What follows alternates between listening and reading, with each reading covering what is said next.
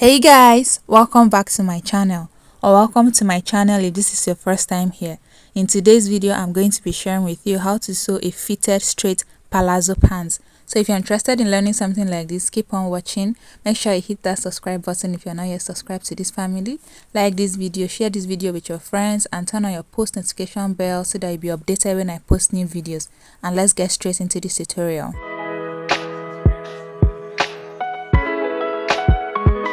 I will be making use of this palazzo pants pattern that I already drafted in my previous video to sew our pants today. So if you have not seen this video or you do not have any idea on how to draft a fitted palazzo pants pattern, I'm going to be dropping a link in the description box so that you can click it and watch it. So what I'm going to do is I am going to place this pattern onto my fabric and use it to cut out my fabric. Like you have seen, I pinned it down and I used it to cut out my fabric. Now I'm pulling out my pins and lifting this pattern up. You can see that for the front, I have two pieces for the front, and also for the back, I also have two pieces for the back. Taking out my pattern for the front, you will notice that one of my pants leg for the front is longer than the other. This is because African print fabrics are usually 45 inches long and I'm working with a length of about 47 inches. So what I'm going to do is I'm going to cut a small piece of fabric and use it to make up for that length. Okay, so taking out my back pattern, I will bring back the front part of my trousers, and what I will do is I'll fold the waist into two and notch it.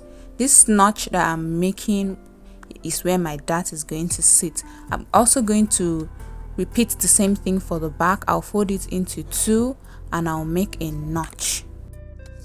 After making my notches, the next thing I'm going to do is sew in my dart. So from that notch that I made, I am going to fold it in from that notch that I made, and I am going to stitch in my dart. So this is me bringing the front pattern and trying to measure out the length of this my dart, and I have about 7.5 inches. So I'm going to mark that 7.5 inches down and I'll take it to my sewing machine and stitch down my dart. So I'll repeat the same process for the front and the back. After stitching down my dart, this is what I have. This is what it looks like. I've also gone ahead to make up for the short length that we have on one of our pants leg by adding a small piece of fabric there. And what I'm going to do now is I'm going to pick one of the back pieces and I'll pick one of the front pieces, and I will lay them together like this, right sides facing each other, and I'll bring my pins and I'll use my pins to pin them down at the side like this.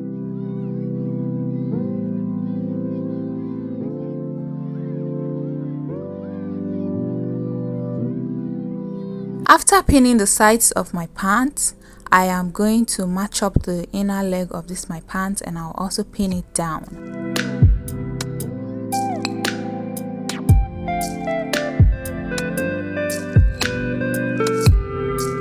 Now that I'm done pinning, I'll take this to my sewing machine and I'll stitch down the side using 1/2 inch.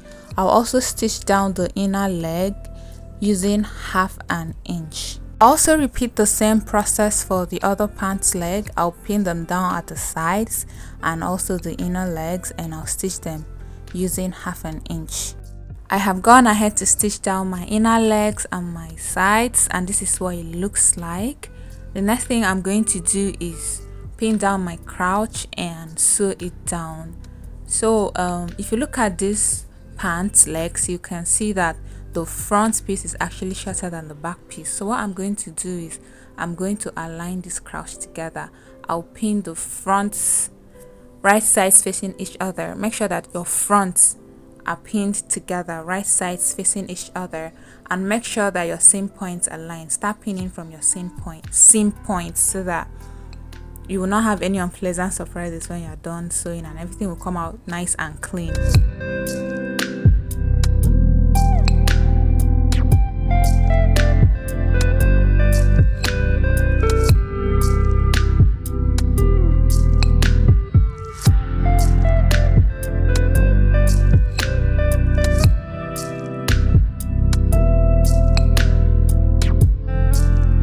Now that I'm done pinning, the next thing I'll do is take this to my sewing machine and stitch it all around using 1/2 inch.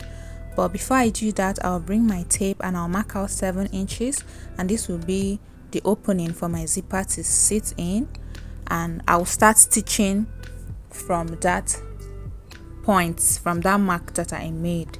So for me, I like my zipper to be at the back. If you like your zipper to be at the side, go ahead and leave your opening at the side. If you like your zipper to be in the front, go ahead and leave your opening there in the front.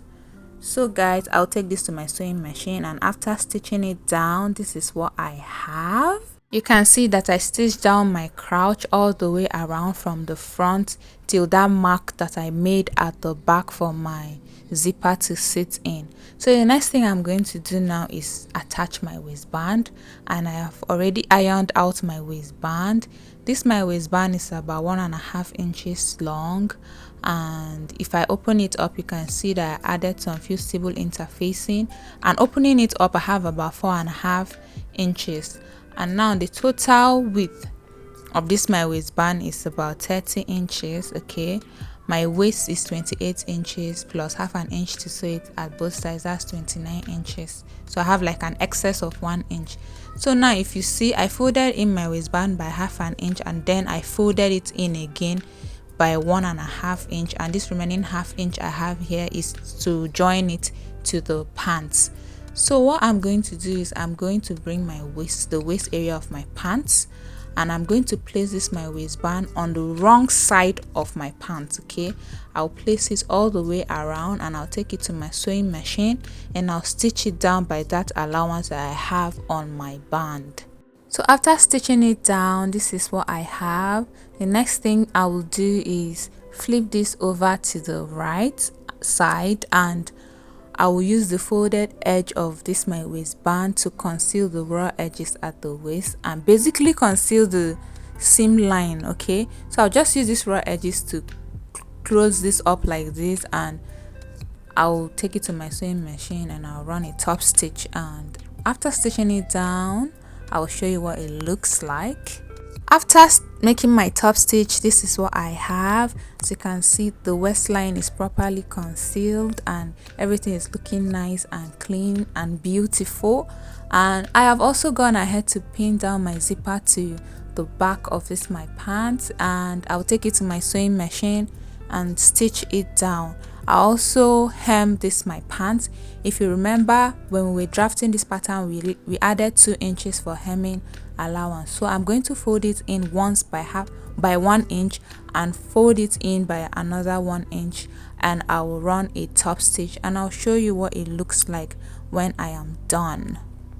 And right here I have stitched down my zipper to the back of my pants. I have also hemmed this my pants. So what I'll do is I'll grab my scissors real quick and I'll cut out this excess zipper that we have here, and flipping this over to the right side, this is what we have. Don't worry, you see the beauty of this pants after we give it a proper press. I'm going to press everything, and I'll take out these labels that you're seeing here in the front. And for the raw edges, I will use an overlocker to overlock it. If you don't have an overlocker, you can just either use candle to burn it out or use a bias tape to secure that.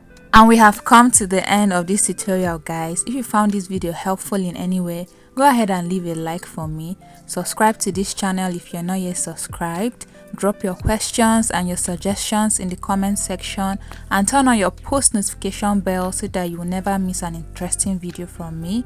And I will see you in my next video. Bye guys.